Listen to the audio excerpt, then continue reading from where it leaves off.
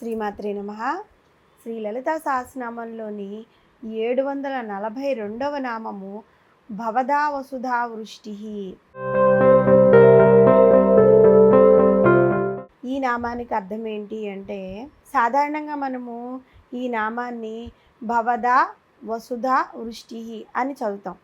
ఇది సరైంది కాదనమాట. భవదా వసుధా వృష్టిః అని చదవాలి.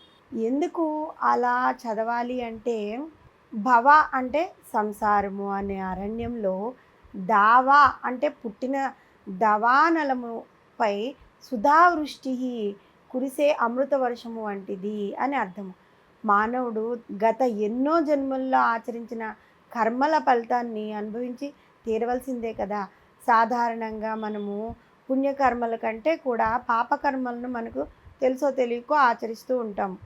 అటువంటి కర్మల ఫలితం అన్నిటినీ కేవలం ఒక జన్మలో మనం అనుభవించలేకపోయినప్పుడు అవి ఒక కొండలాగా పేరుపై మళ్ళీ జన్మలో అనుభవించవలసి ఉంటుందన్నమాట. ఫలితంగా మానవుడు ఈ కర్మల ఫలితాలను అరణ్యంలో దావాగ్నిలాగా పుట్టినప్పుడు ఆ అడవిని మొత్తాన్ని ఎలా దహించి వేస్తుందో ఆ కర్మ ఫలితములు కూడా మనసును అలాగే దహించి వేస్తూ ఉంటాయన్నమాట. సాధారణంగా ఏ స్తోత్రానికైనా ఫలశ్రుతి అనేది ఆ స్తోత్రం చివర ఉంటుంది. లలితా సహస్రనామ స్తోత్ర పారాయణ ఫలశ్రుతి కూడా చివరిలోనే ఉన్నప్పటికీ, మనం ఇప్పుడు చెప్పుకున్న నామైన భవదా వసుధా వృష్టి అనే నామం నుండి మృత్యుదారు కుటారిక అనే నామం వరకు గల లలితా సహస్రనామాలను పారాయణం చేయటం వల్ల కలిగే సత్ఫలితములను మనకి తెలియజేస్తూ ఉంటాయి. ఒక్క క్షణం ఇప్పుడు మనం గనక మన మనసులో ఒక ఊహని కనుక తెచ్చుకుంటే, మనం ఒక దట్టమైన అరణ్యం మధ్యలో ఉన్నామనుకోండి. అనుకోకుండా ఆ అరణ్యం మధ్యలో ఒక భయంకరమైన అగ్ని వచ్చేసింది. చుట్టూ మంటలు వచ్చేసాయి. అది అన్ని వైపుల నుండి మనల్ని చుట్టుముట్టేస్తూ ఉందనుకోండి. ఇంకా బయటపడే దారి లేక 2 చేతులు పైకెత్తి అమ్మా నువ్వే శరణు శరణు అని ఆ తల్లిని ఎలా ప్రార్థిస్తామో, అకస్మాత్తుగా ఉన్నటువంటి ఆకాశంలో మబ్బులు కమ్మి ఉరుములు వచ్చేసి మెరుపులతో ఆ మహా అద్భుతమైన వర్షం ప్రారంభమైంది.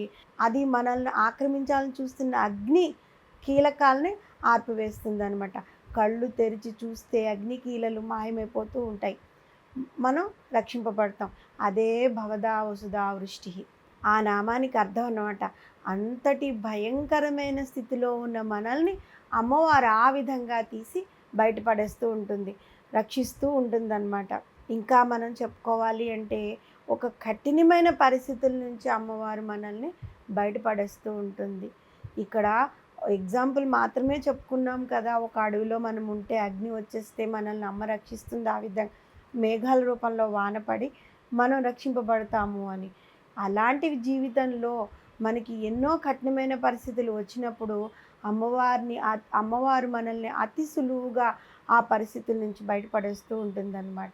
ఈ సంసారం అనే అరణ్యంలో దావాగ్ని కీలలు అంటే భార్య, భర్త, పిల్లలు, బంధువులు మొదలైన వారికి కలిగే బాధలను, మానసిక శాంతి లేకపోవటము, ఈ తిండి సరిగా లేక రోగములో బారిపడి బాధపడ్డము, ఇతరులతో అవసరం లేని పోట్లాట్లు, కోపము, అసూయ, కోరికలు, అవి తీరకపోతే పడే బాధలు, ఇవన్నీ కూడా భవరోగాల కిందకే వస్తాయి కదా. ప్రారంభంలో మనము జ్ఞానం కలిగి మనం గనక పరిష్కరించుకుంటే సరే, కానీ లేకపోతే ఈ భవరోగాలు అనేవి మన చెయ్యి దాటిపోయి భయంకరమైన అగ్నికీలాలుగా మనల్ని బాధిస్తూ ఉంటాయి. అటువంటప్పుడు సంసారం అనే అరణ్యంలో పుట్టిన భవరోగములు అనే అగ్నికీలముల నుండి తప్పించుకునే మార్గమే లేదా అనే మనం గనక మనల్ని ప్రశ్నించుకుంటే, ఆ జగన్మాత తప్ప వేరెవరు మనల్ని బయటపడేయలేరు వీటి నుంచి. అటువంటి ఆ జగన్మాత ఈ భవరోగముల నుండి మనల్ని తీసేయడం ఆ తల్లికి చిన్న గోటితో, చిటికిన వేలు గోటితో పని అన్నమాట. తన యొక్క అమృతధారలను మన భవరోగములపై వర్షాలుగా కురిపించి మనల్ని చల్లపరుస్తుంది. కాబట్టి వసన్యాది వాగ్దేవతల ఆ తల్లిని భవదా వసుధా వృష్టి అనే నామంతో కీర్తించారు. రుద్రయామల తంత్రం నందు మంగళరాజస్తవములో భోగముండు చోట మోక్షముండదు, మోక్షముండు చోట భోగముండదు, కానీ ఆ త్రిపుర సుందరిని సాధించు శ్రేష్ఠులకు భోగమోక్షాదులు రెండూ కూడా చేతిలోని ఉసిరిక లాంటివి అని చెప్పి ఉందన్నమాట. ఈ నామం యొక్క విశేషం ఏంటంటే, దావాగ్ని కీలకాలను ఆర్పి ఈ సంసారం అనే అరణ్యాన్ని కాపాడుతున్నది. ఆ సంసారం నుండి జీవులను కాపాడినది 2 ఆ తల్లే. ఆ దావాగ్నిని ఆపి సంసారంలో మనల్ని కాపాడేది ఆ తల్లే కదా! అయితే మళ్ళీ మళ్ళీ మనం చెప్పుకునేదేంటి అంటే, ఆ తల్లి మనపై అమృత వర్షం కురిపించాలంటే మనకు కావాల్సింది అనన్యమైన, దృఢమైన భక్తి ఒక్కటే. భక్తితో, ఆర్తితో అమ్మా అని పిలిచిన రోజు నేనున్నాను అంటూ ఆ తల్లి పరిగెత్తుకుని వస్తుంది. దావాగ్ని లాంటి ఈ సంసారంలోని భవరోగాల్ని మనల్ని దూరం చేసి అమృతము లాంటి తన వర్షాన్ని మన మీద కురిపిస్తుంది. కాబట్టి భవదా ఉస్దా వృష్టి అనే నామముతో మనము అమ్మవారిని సర్వస్వ శరణాగతి వేడుదాము. శ్రీమాత్రే నమః.